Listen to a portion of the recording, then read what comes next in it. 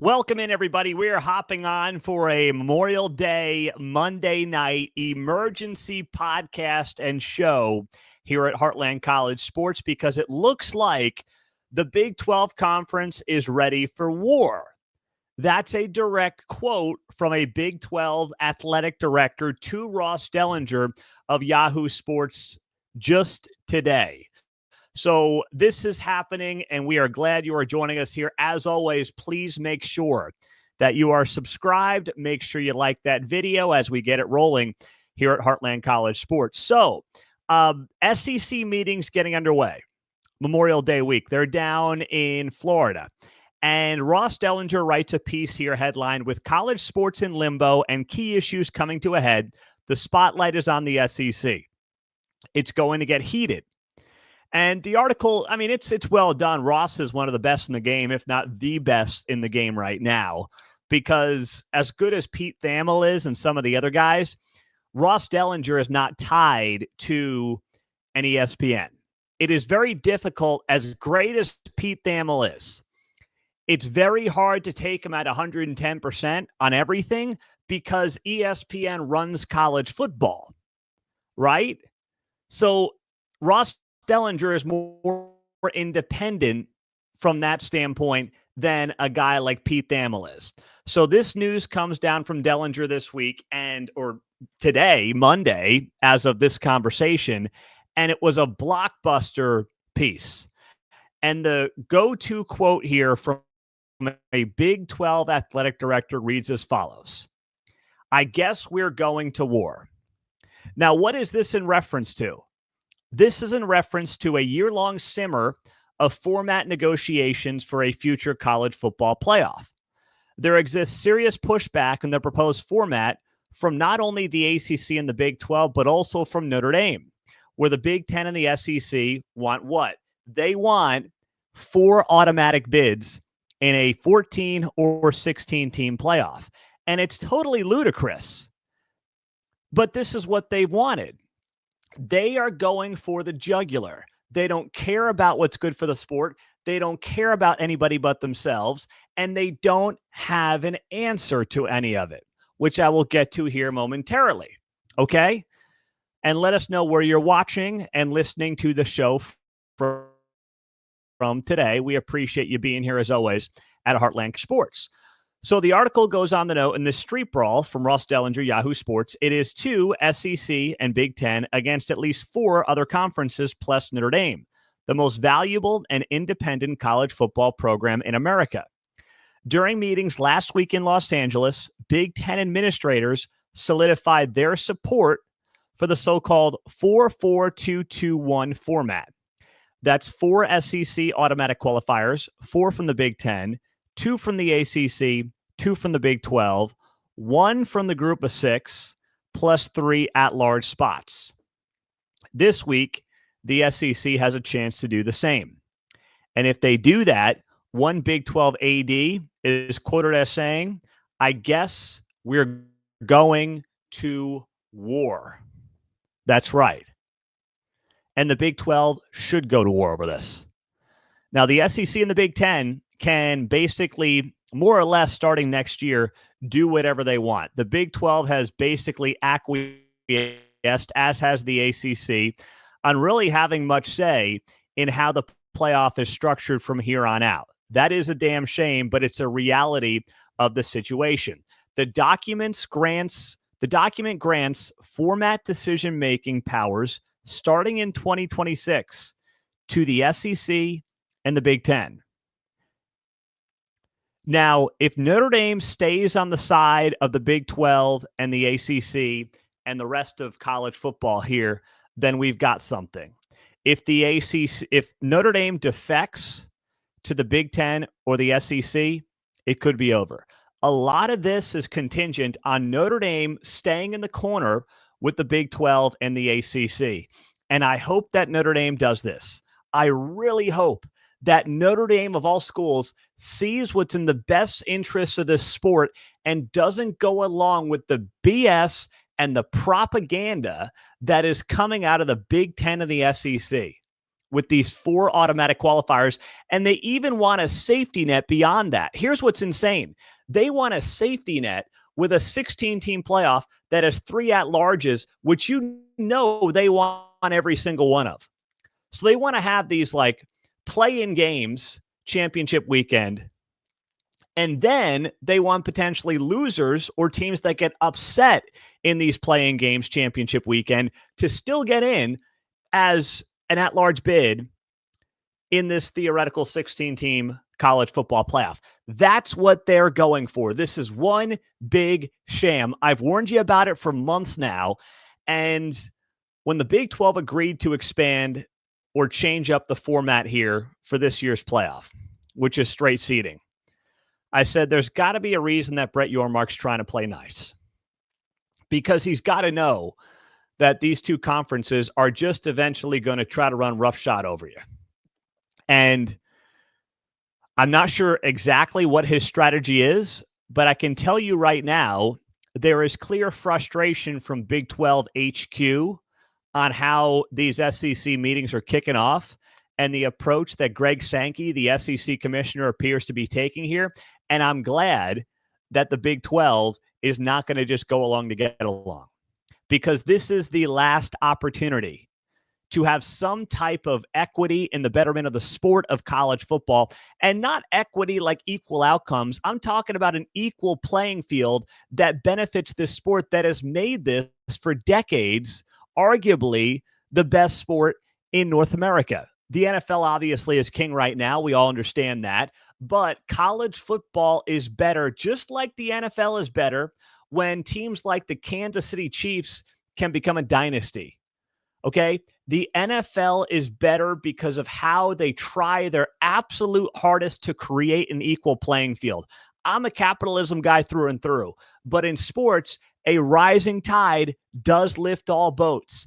Everybody gets richer. The SEC is going for the short-term payday. They're going for greed at the max level, and I guess they're entitled to do it, but the Big 12 should not go down without a fight. And that's what's got to happen here, all right? That's exactly what's got to happen here. And something else that happened on Sunday night, I want to note. Let me just make sure I get this to you on the show.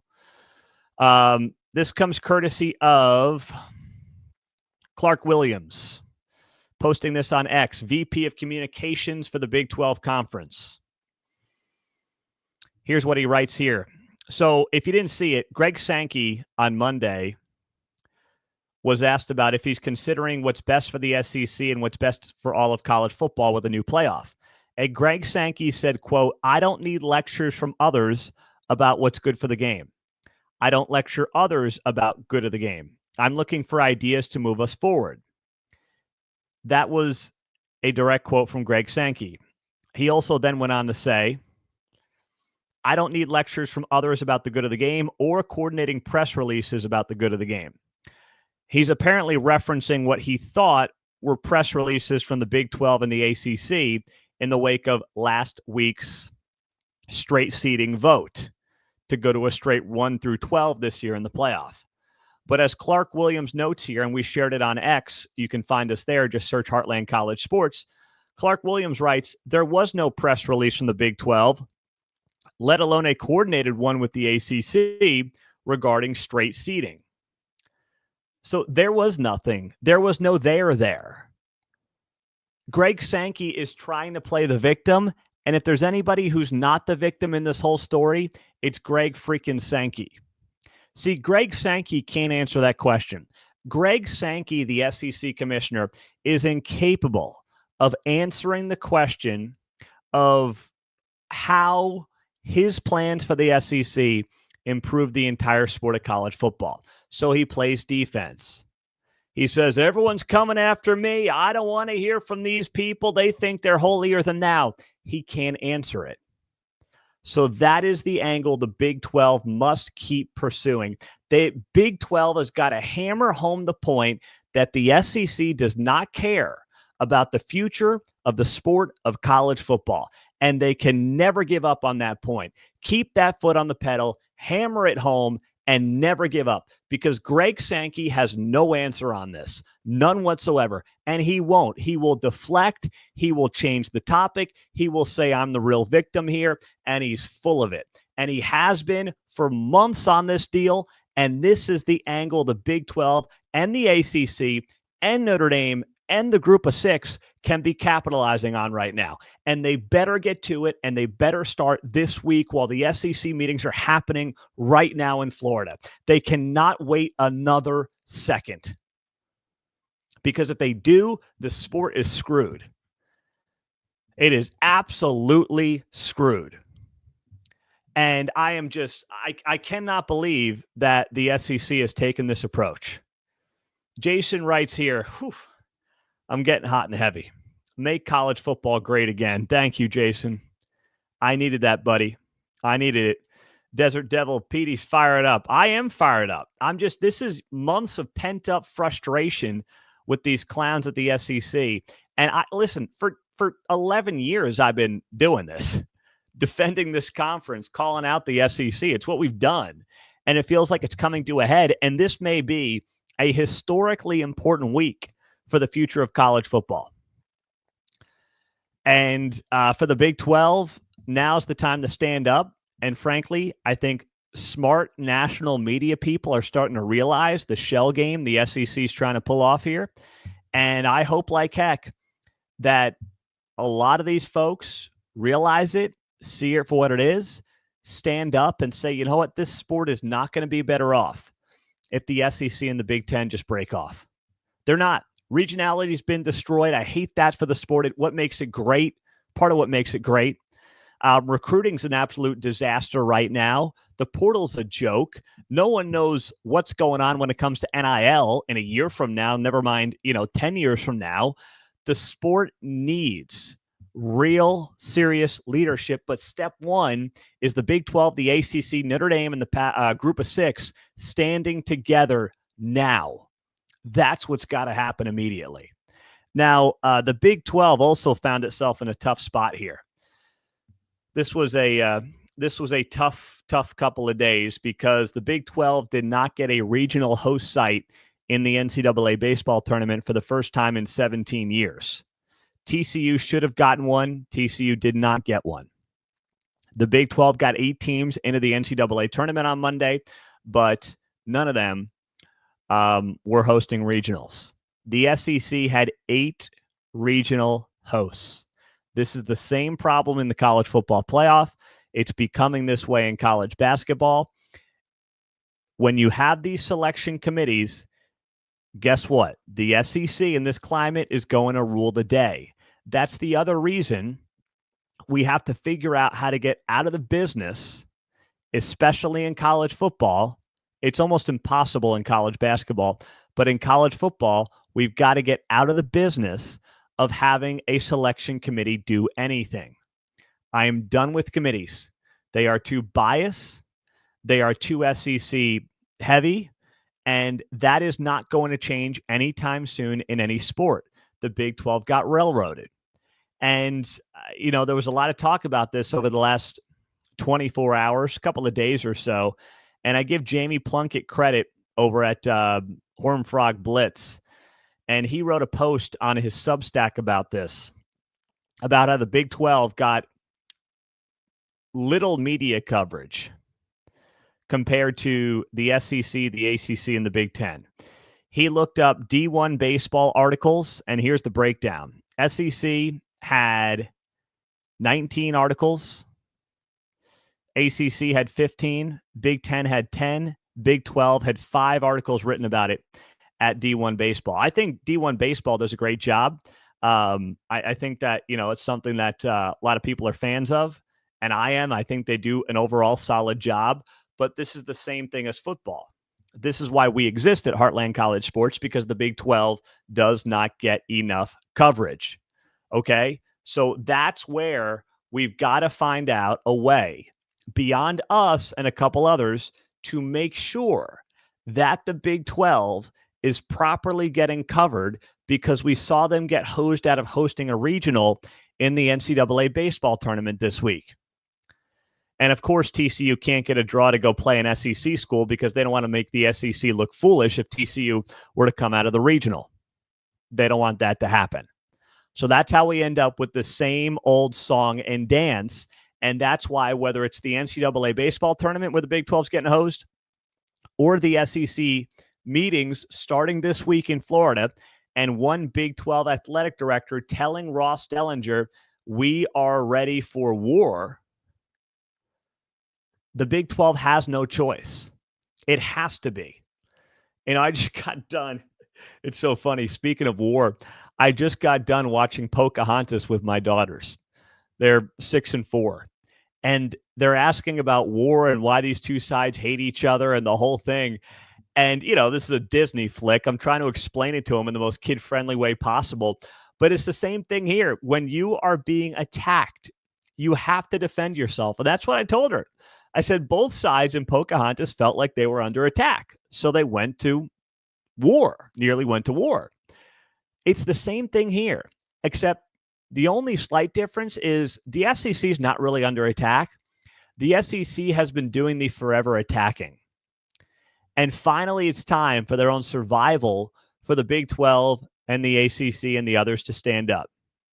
And the linchpin to all this is Notre Dame standing strong with the betterment of college football and trying like heck to make sure that all these entities stay united around what is in the best interest of the sport for the next 100 years, not what is in the best interest of a few for the next 5 years. That's what's got to happen here. I'm Pete Mundo. Glad you guys are here. Glad I had to hop on. I mean, you know, I always love hopping on with you guys, but I was just too fired up. Charlie asking, where can we get the hoodie? Charlie, I will link to the hoodie in the show notes, the Heartland College Sports hoodie in the show notes after the show wraps up here. All right? We appreciate you guys. MC Gusto, why can't I give a super chat Mundo? I don't know what that means, but I like the sound of it. I like the sound of it. Ty says, all you do is whine and complain. Well, I suppose you can find SEC fanboys that will not whine and complain, but they will not tell you straight what is going on. We got you watching and listening tonight in Austin, Texas, Hennifer, Utah. We've got Pearland, Texas in the house, Stillwater, Oklahoma, Wichita, Kansas. We are grateful that you are all here. Jacob also wants a hoodie. Guys, the hoodie will be linked to in the bio of the show notes right after the show, so check it out there. And you know what we're doing? Starting this week, we're giving away merch to the best rating and review on the podcast on Apple, so please do go ahead and do that. And I will be shouting out your name with the nicest review from the last week and sending you merch from the Heartland College Sports Shop. Vineyard, Utah, also in the house. Good stuff. Thank you, guys. So grateful that you're here. And we will talk to you soon. It's going to be a fascinating week with these SEC meetings. Stay here. Subscribe to the show. Subscribe to the podcast. Thank you guys so much. This has the potential to be a huge stretch for the Big 12. And you know that we are going to have you covered. Have a great day. Go Big 12. And we'll talk to you soon at heartlandcollegesports.com. Hop on those forums. We'll see you there.